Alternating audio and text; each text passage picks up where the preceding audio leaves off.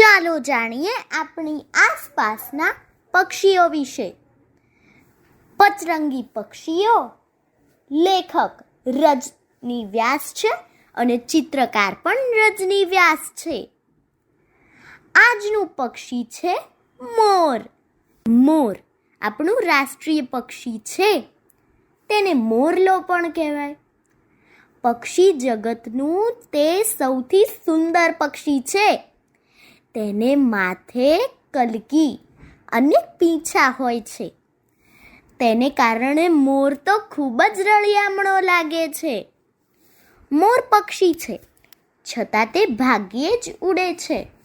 ઉડવાને બદલે એ દોડવાનું પસંદ કરે છે.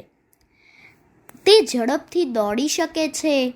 નદી નાળા ઓળંગવા હોય કે એક ઝાડ પરથી બીજા ઝાડ પર ઉડવાનું હોય ત્યારે એ ના છૂટકે ઉડે છે.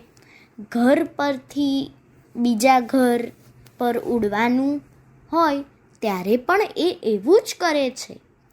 તેનો ખોરાક દાણા, વનસ્પતિના અંકુર, જીવડા, ગરોળી, સાપ વગેરે છે. મોરની નજર તીક્ષ્ણ છે તેમજ તેની શ્રવણ શક્તિ પણ બહુ તેજ છે. એ ભયને જલ્દી પારખી શકે છે. મોર અનેક પ્રકારના અવાજ કરે છે છતાં એના ટેહૂક ટેહૂક મેવ મેવ અવાજ સૌને ખૂબ જાણીતા છે. ચોમાસાના દિવસોમાં ગાજવીજ થતાં એ કલશોર કરી મૂકે છે, કેકારવ કરે છે.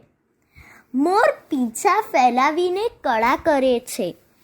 કળા કરેલો મોર નૃત્ય કરે ત્યારે ખૂબ સુંદર લાગે છે. માદા મોરને ઢેલ કહેવાય છે. માળા બાંધવાનું અને બચ્ચા ઉછેરવાનું કામ ઢેલ કરે છે.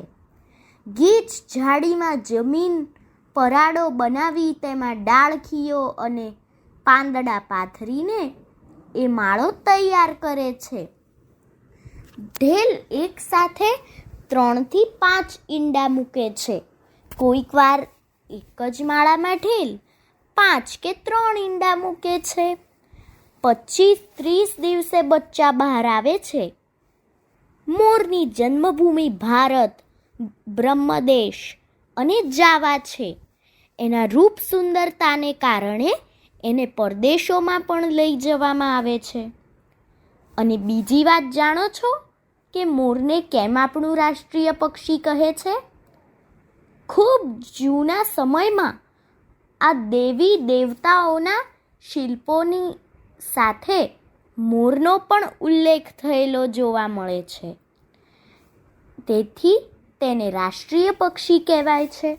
અને હા, સરસ્વતી માતાનું વાહન પણ મોર અને કૃષ્ણ ભગવાનના માથામાં કોનું પીંછું હતું? મોર. અને હા, તેની સાથે સંકળાયેલા કેટલાક ગીત પણ છે જેવા કે મોર બની થનગાટ કરે મન મોર બની થનગાટ કરે, મોર બની થનગાટ કરે મન મોર બની થનગાટ કરે. પછી નાચો મારા મોરલા, નાચો મારા મોરલા, છમ છમ છમ છમ, છમ છમ છમ છમ. અસ્તુ.